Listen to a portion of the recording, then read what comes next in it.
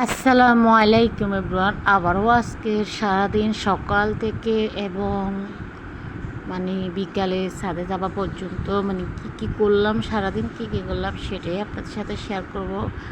আর আমি যেহেতু গৃহিণী, আর কি রান্না কি ভিডিও দিব বাসায়, তো সারাক্ষণ ব্যস্তই থাকি, বাসায় থাকি, আর কোথাও বাইরে যাওয়ার সুযোগও হয় না। যেদিন বাইরে যাব সেদিনের বাইরের ভিডিও দিব। তবে রিসেন্টলি প্ল্যান আছে বাইরে ঘুরতে যাব, আশা করি তখনকার ভিডিও পাবেন ইনশাল্লাহ।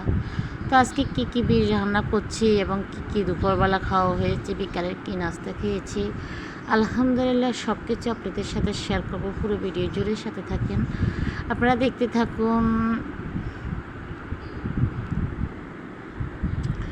তো এখানে আমি তেলাপিয়া মাছ দিয়ে রান্না করতেছি, আলু এবং শসা রান্না করতেছি, যারা ফল বলেন ফল, আর শসা রান্না করতেছি। আমার মতো করে আমি রান্না করে ফেলতেছি, কীভাবে রান্না করছি সেটাই শেয়ার করছি না, কী রান্না করতেছি সেটাই দিচ্ছি। তো এটার পরে আমি আর দুপুরের জন্য তেমন কিছু করবো না, আর করবো যে ডিম দু পেঁয়াজা। এই তো ডিম দু পেঁয়াজাটা আসলে সবাই একটু পছন্দ করে বাসায়, যার কারণে ডিম দু পেঁয়াজাটা করছি।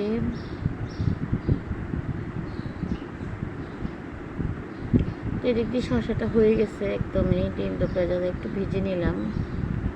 কড়াইটা দেখতে হয়তো কালো লাগতেছে, কিন্তু এই কালো কড়াইগুলো কিন্তু বানাইতে অনেক সময় লাগে। এগুলাতে তেল যে কোনো রান্না করেন কিংবা যে কোনো ভাজি করেন শর্টকাট হয়ে যাবে, কারণ আপনি একটা আর এসবগুলোতে ধরেন একটা আপনি কোনো নাস্তা বানাচ্ছেন, সেক্ষেত্রে এই কড়াইগুলোতে কিন্তু তেল কম টানবে, একেবারে কম টানে। পুরোনো কড়াইগুলোতে হয়তো দেখতে তো খারাপ লাগে, কালো লাগে, অনেকে দেখতে হয়তো পছন্দ করে না, তবে অনেক ভালো এগুলোতে। যে কোনো রান্না, যে কোনো জিনিস ভাজলে একদম অনায়াসে লেগে যায় না, একদম খুব ভালো লাগে। তো পেঁয়াজ দু পেঁয়াজাতে ডিম দু পেঁয়াজাতে একটু পেঁয়াজটা বাড়িয়ে দিলে অনেকটা টেস্ট হয়, তো একটু বাড়িয়ে দেওয়া হলো। এই তো দেখতে দেখতে হয়ে গেল। টমেটো দিয়ে দিলাম, আমি ক্যামেরাটা অন করি নাই, আর টমেটো আর কাঁচা মরিচ দেওয়ার সময় অন করি নাই। আমার মতো করে আজকে আসলে আমি এলোমেলো কথা বলছি এবং কথাগুলো ঠিক নেই। সকালবেলার দিকে ভয়েস দিচ্ছি, সকালবেলা আসলে মোডটা ঠিক থাকে না।